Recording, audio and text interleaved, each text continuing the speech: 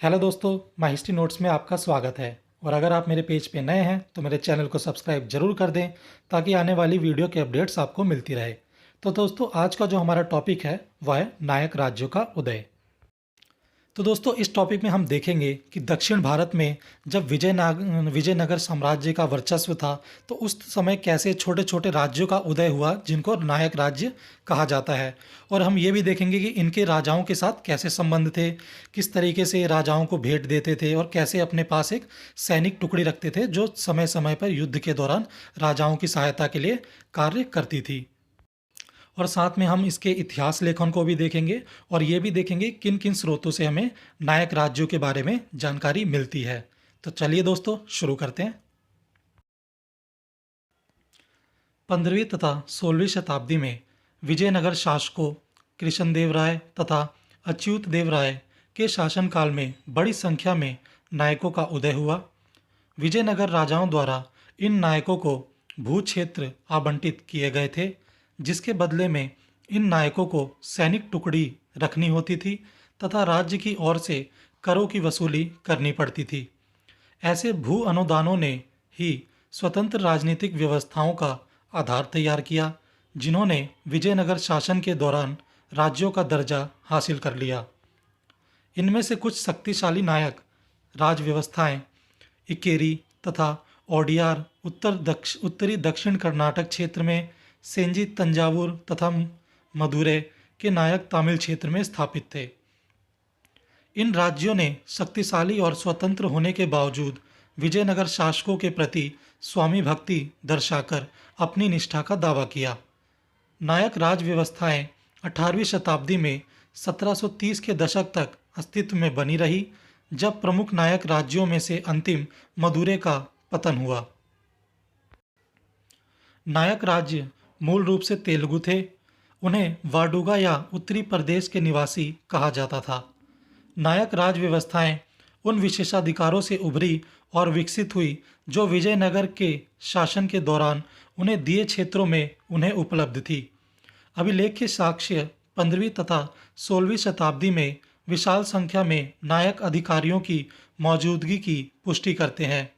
फरनाओ Nuniz एक पुर्तगाली यात्री हमें सूचना देते हैं कि ऐसे 200 कप्तान थे जिन्हें विजयनगर राजाओं ने क्षेत्र बांटे हुए थे और नायकों को इसके बदले में अपने क्षेत्र में राजस्व का संग्रह करना होता था और राज्य को एक निश्चित राशि भेजनी होती थी।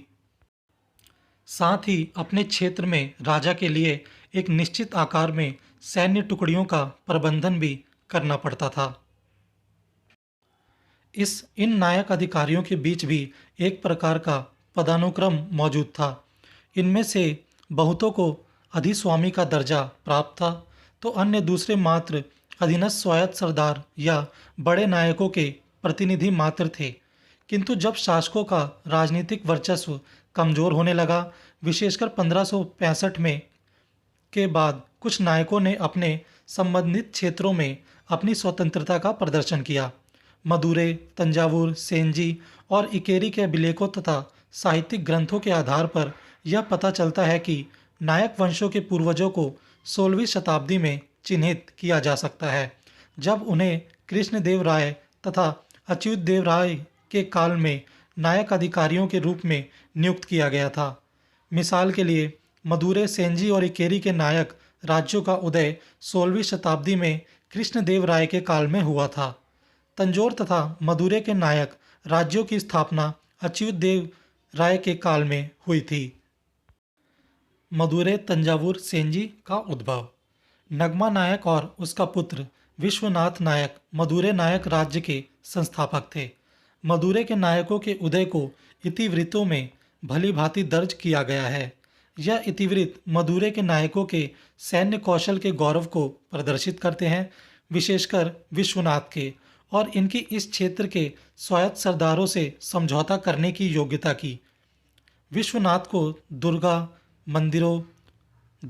मंदिरों, सिंचाई की नहरों के निर्माण और ब्राह्मण बस्तियों की स्थापना तथा मदुरै के आसपास मछुआरों के समुदाय के साथ संवाद करने के लिए जाना जाता है। इतिवृत्तों में हमें यह भी बताते हैं कि कृष्णदेव राय उनकी निष्ठा से इतना प्रभावित था कि उसने दुर्गा की एकमात्र मूर्ति को भी उन्हें दे दिया, जो विजयनगर साम्राज्य की शक्ति और संरक्षण का प्रतीक थी। तंजावुर पर रचित इतिवृत्त इस क्षेत्र के इतिहास को दर्ज करते हुए 18वीं शताब्दी में शिवप्पा की भूमिका के विषय पर चर्चा करते हैं। शिवप्पा की पत्नी अच्युत देव राय की पत्नी की बहन थी और इस वैवाहिक संबंध के माध्यम से उसे तंजावुर प्राप्त हुआ था। वह विजयनगर के शासक की निजी सेवा में संलग्न था। तंजावुर राज्यों के नायकों ने अपनी राजव्यवस्था को ब्राह्मण सिद्धांतों पर आधारित किया था। ऐतिहासिक आख्यानों में सेंजी के नायकों के वंश का संस्थापक तुबाकी कृष्णप्पा नायक था। उनके बारे में कई कहानियां हैं कि किस प्रकार उन्होंने सेंजी की पहाड़ियों पर चमत्कारी ढंग से एक किले का निर्माण करवाया था। कहा जाता है कि यह निर्माण विष्णु के एक अवतार वराह की कृपा से संभव हुआ था, जिसने नायक का कांचीपुरम से सेंजी की ओर मार्ग प्रशस्त किया था।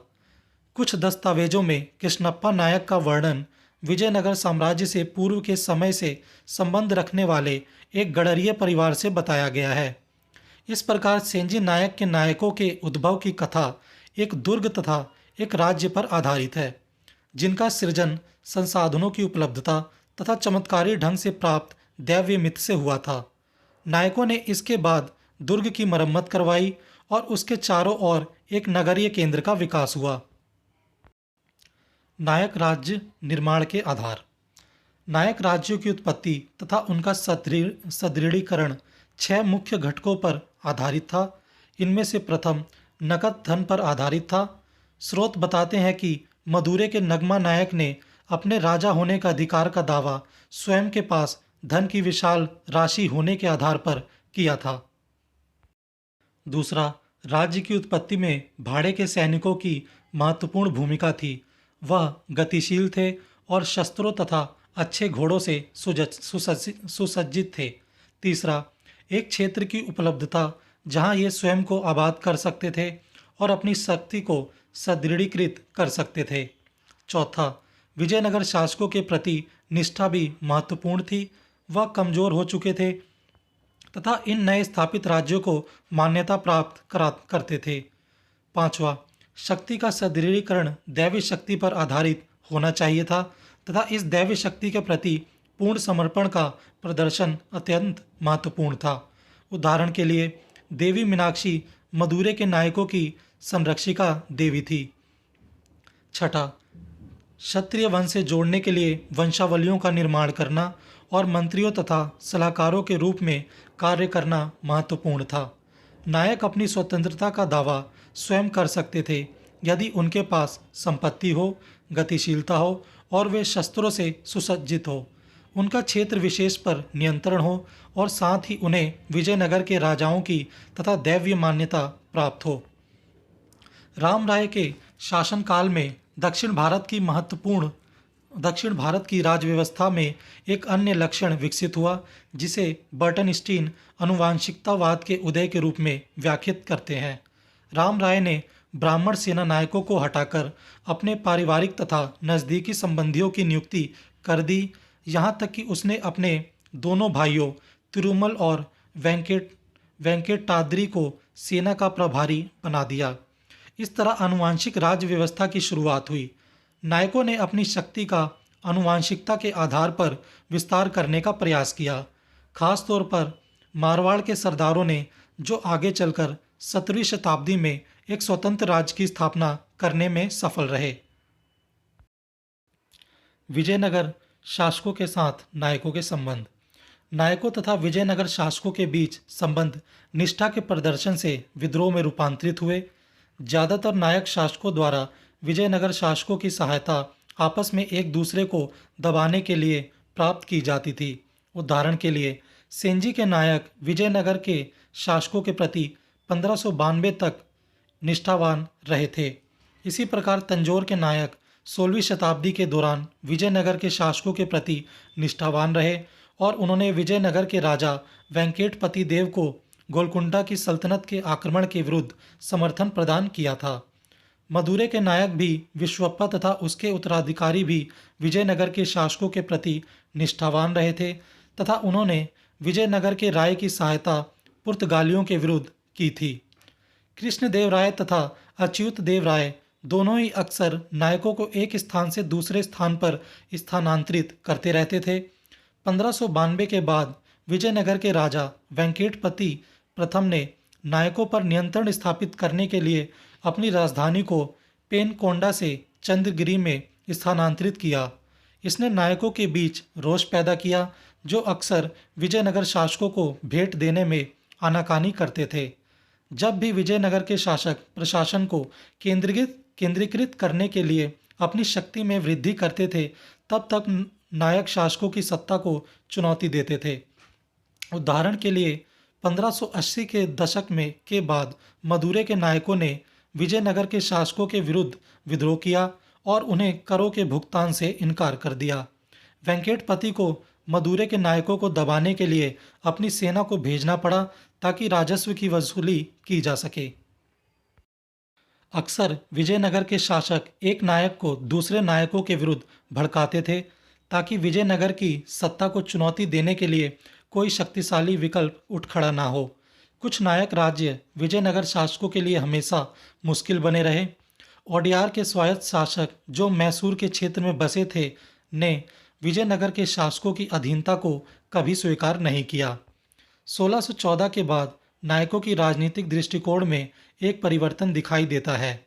1614 में विजयनगर के शासक वेंकट द्वितीय की मृत्यु बिना कोई उत्तराधिकारी छोड़े हो गई थी। इसके बाद सिंहासन पर उत्तराधिकार हेतु दो दावेदार समूहों के बीच लंबा संघर्ष शुरू हुआ। इनमें से एक समूह को मदुरै तथा सेंजी के नायकों का समर्थन तो दूसरी ओर अन्य समूह को तंजावुर के नायकों का समर्थन प्राप्त हुआ। इससे बहुत नुकसान हुआ, जिससे विजयनगर के शासक कमजोर पड़ गए तथा वास्तव में उनके हाथ में कोई भी शक्ति नहीं रह गई थी। 1640 के दशक तक नायकों और शासकों का संबंध सेवक और स्वामी का बना रहा, किंतु यह नाम मात्र का था। नायक राज्यों की युद्ध प्रौद्योगिकी। यह काल नायकों, विजयनगर शासकों, स्वायत्त सरदारों तथा गोलकुंडा और बीजापुर सुल्तानों के बीच संघर्ष का काल था। अतः इस काल में युद्ध प्रौद्योगिकियों के विकास को संरक्षण मिला। नायक राज व्यवस्थाएं आग्नेय शस्त्रों के प्रयोग से परिचित थे। साहित्यिक स्रोत युद्धों, शिकार तथा रोमांचक कृत्यों के दौरान आग्नेय शस्त्र तकनीकों के विषय में जानकारी उपलब्ध कराते हैं। यूरोपीय व्यापारिक कंपनियां नायक राज्यों के लिए आग्नेय शस्त्रों की मुख्य आपूर्तिकर्ता थी। नायक राजाओं की राजनीतिक अर्थव्यवस्था। नायक शासकों ने समुद्रिक व्यापार में दिलचस्पी दिखाई और आयात शुल्कों के संग्रह के लिए एक प्रभावी पद्धति का विकास किया। नायक कई वस्तुओं का आयात निर्यात करते थे, विशेषकर कीमती धातुओं, युद्ध में प्रयोग हेतु घोड़े तथा हाथियों का व्यापार। नायकों ने मुख्य रूप से मोती उत्पादन में रुचि दिखाई। उन्होंने पुर्तगालियों तथा डच लोगों के साथ संवाद स्थापित किया, जो मोती उत्पादन में संलग्न थे। नायक राज्यों ने कई शहरी केंद्रों का विकास किया।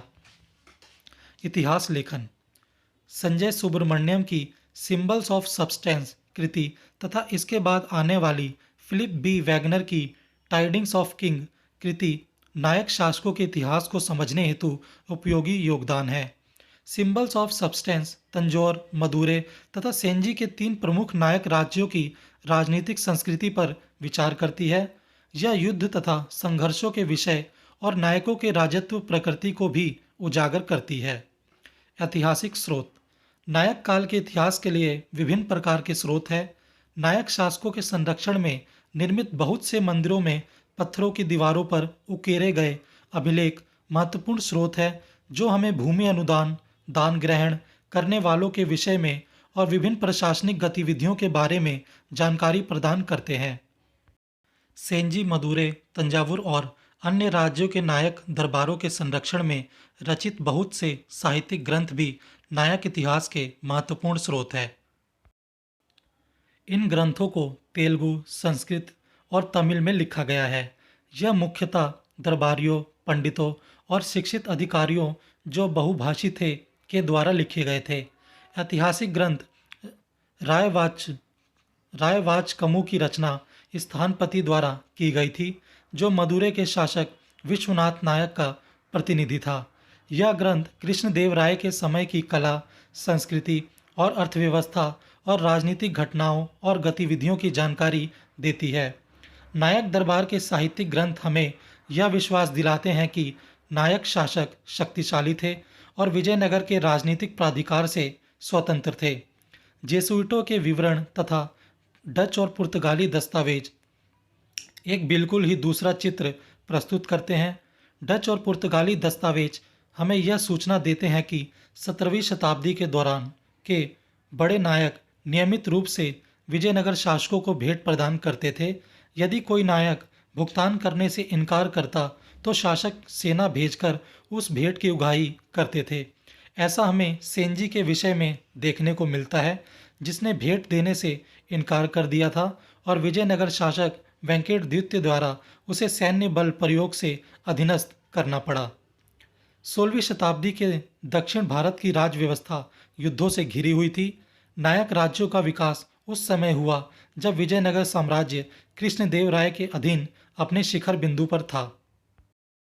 सेंजी, इकेरी, मदुरै तथा तंजावुर के शक्तिशाली नायक 1565 तक वफादार बने रहे और 17वीं शताब्दी के दौरान ही वेंकट प्रथम की नीतियों ने उन्हें विद्रोह करने पर बाध्य कर दिया। 16वीं शताब्दी के विजयनगर की शासन व्यवस्था ने केंद्रीकरण की तरफ बढ़ने की प्रवृत्ति दर्शाई थी। यह वंशानुगत राजनीति के उदय का काल भी था।